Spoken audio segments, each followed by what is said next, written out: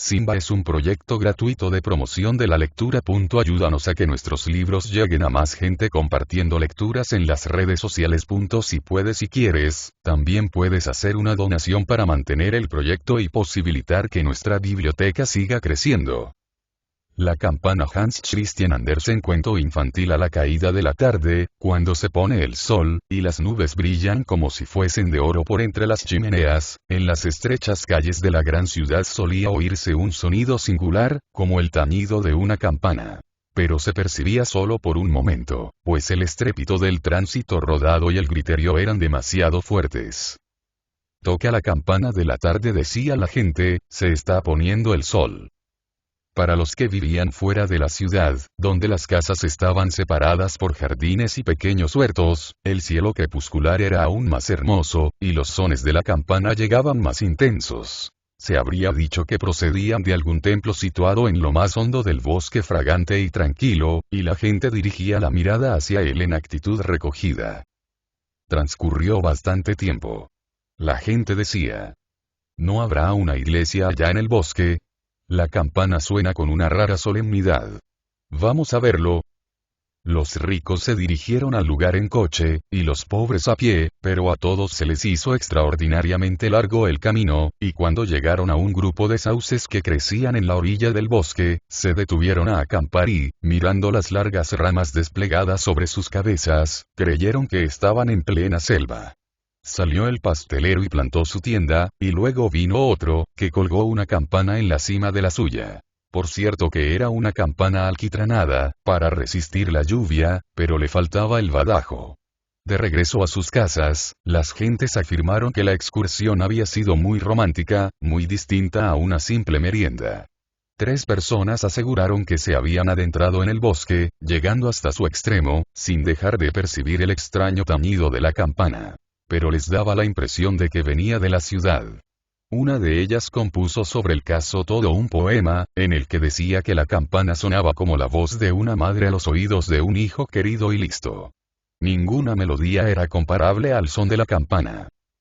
El emperador del país se sintió también intrigado y prometió conferir el título de campanero universal a quien descubriese la procedencia del sonido, incluso en el caso de que no se tratase de una campana. Fueron muchos los que salieron al bosque, pero uno solo trajo una explicación plausible. Nadie penetró muy adentro, y él tampoco. Sin embargo, dijo que aquel sonido de campana venía de una viejísima lechuza que vivía en un árbol hueco. Era una lechuza sabia que no cesaba de golpear con la cabeza contra el árbol.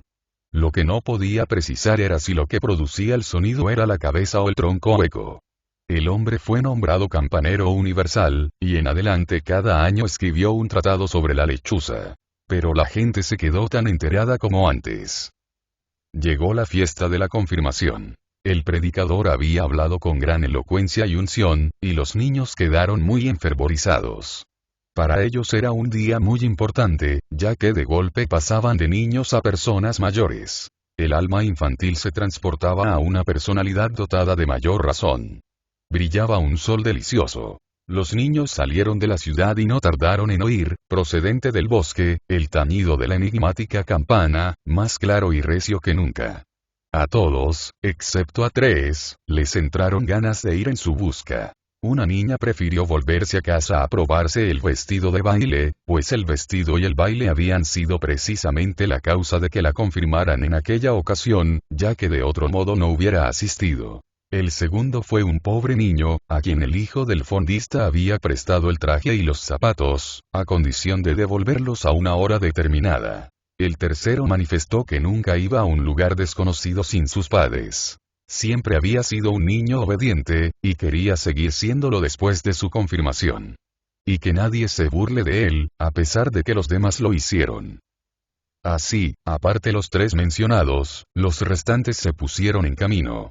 Lucía el sol y gorjeaban los pájaros, y los niños que acababan de recibir el sacramento iban cantando, cogidos de las manos, pues todavía no tenían dignidades ni cargos, y eran todos iguales ante Dios. 2 de los más pequeños no tardaron en fatigarse, y se volvieron a la ciudad. 2 niñas se sentaron a trenzar guirnaldas de flores, y se quedaron también rezagadas.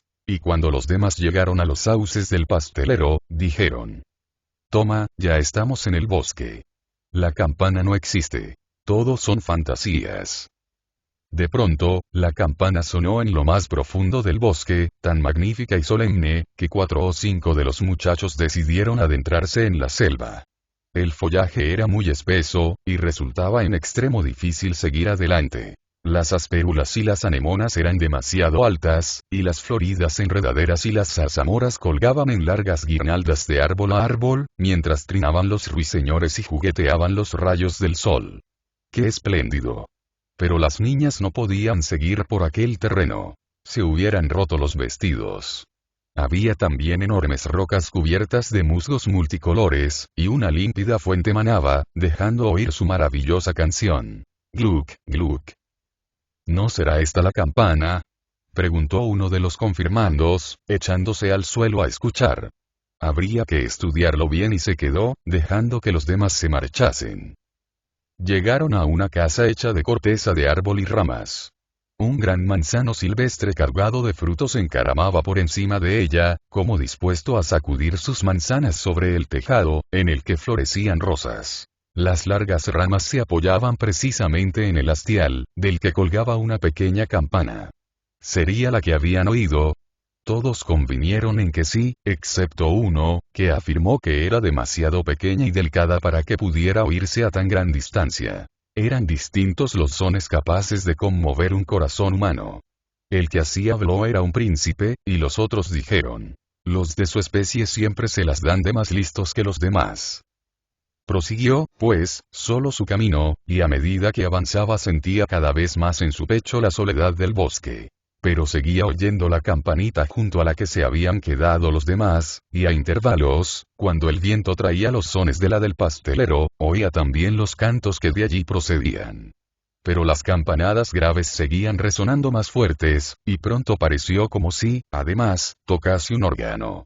Sus notas venían del lado donde está el corazón. Se produjo un rumoreo entre las zarzas y el príncipe vio ante sí a un muchacho calzado con zuecos y vestido con una chaqueta tan corta, que las mangas apenas le pasaban de los codos. Se conocieron enseguida, pues el mocito resultó ser aquel mismo confirmando que no había podido ir con sus compañeros por tener que devolver al hijo del posadero el traje y los zapatos. Una vez cumplido el compromiso, se había encaminado también al bosque en zuecos y pobremente vestido, atraído por los tañidos, tan graves y sonoros, de la campana. «Podemos ir juntos», dijo el príncipe. Mas el pobre chico estaba avergonzado de sus zuecos, y, tirando de las cortas mangas de su chaqueta, alegó que no podría alcanzarlo. Creía además que la campana debía buscarse hacia la derecha, que es el lado de todo lo grande y magnífico. «En este caso no volveremos a encontrarnos», respondió el príncipe. Y se despidió con un gesto amistoso. El otro se introdujo en la parte más espesa del bosque, donde los espinos no tardaron en desgarrarle los ya míseros vestidos y ensangrentarse cara, manos y pies. También el príncipe recibió algunos arañazos, pero el sol alumbraba su camino. «Lo seguiremos, pues era un mocito avispado.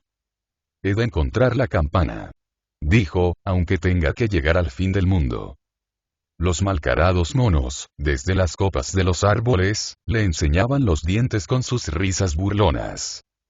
«¿Y si le diésemos una paliza?», decían. «Vamos a apedrearlo. Es un príncipe». Pero el mozo continuó infatigable bosque adentro, donde crecían las flores más maravillosas.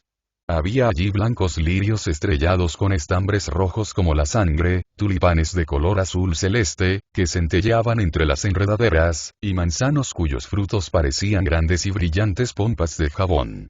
Cómo refulgían los árboles a la luz del sol. En derredor, en torno a bellísimos prados verdes, donde el ciervo y la corza retozaban entre la alta hierba, crecían soberbios robles y hayas, y en los lugares donde se había desprendido la corteza de los troncos, hierbas y bejucos brotaban de las grietas. Había también vastos espacios de selva ocupados por plácidos lagos, en cuyas aguas flotaban blancos cisnes agitando las alas. El príncipe se detenía con frecuencia a escuchar. A veces le parecía que las graves notas de la campana salían de uno de aquellos lagos, pero muy pronto se percataba de que no venían de allí, sino de más adentro del bosque.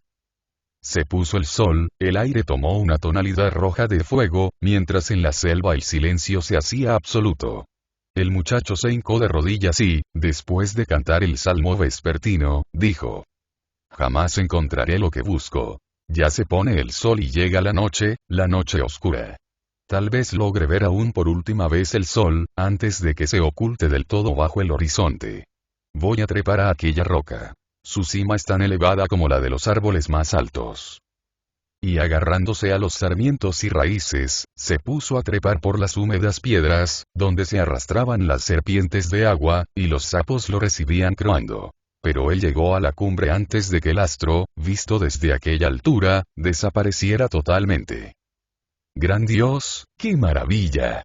El mar, inmenso y majestuoso, cuyas largas olas rodaban hasta la orilla, se extendía ante él, y el sol, semejante a un gran altar reluciente, aparecía en el punto en que se unían el mar y el cielo.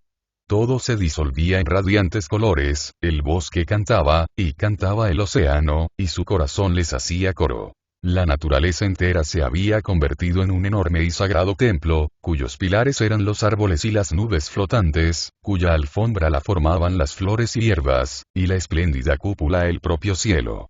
En lo alto se apagaron los rojos colores al desaparecer el sol, pero en su lugar se encendieron millones de estrellas como otras tantas lámparas diamantinas, y el príncipe extendió los brazos hacia el cielo, hacia el bosque y hacia el mar. Y de pronto, viniendo del camino de la derecha, se presentó el muchacho pobre, con sus mangas cortas y sus zuecos. Había llegado también a tiempo, recorrida su ruta. Los dos mozos corrieron al encuentro uno de otro y se cogieron de las manos en el gran templo de la naturaleza y de la poesía, mientras encima de ellos resonaba la santa campana invisible, y los espíritus bienaventurados la acompañaban en su vaivén cantando un venturoso aleluya.